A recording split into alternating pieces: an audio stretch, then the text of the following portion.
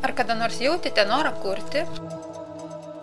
Nenusakomas jausmas apima, kai molio gabalas šiltose rankose virsta meniškų podelių, druskinė, žvakide, lėkšte ar tiesiog skulptūrėle.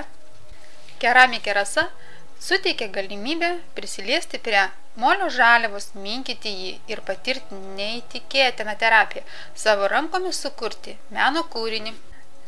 Juk lėkštes podelius naudojame kasdien, pirktus dovanotus, bet jų gali būti sukurti mūsų pačių rankomis.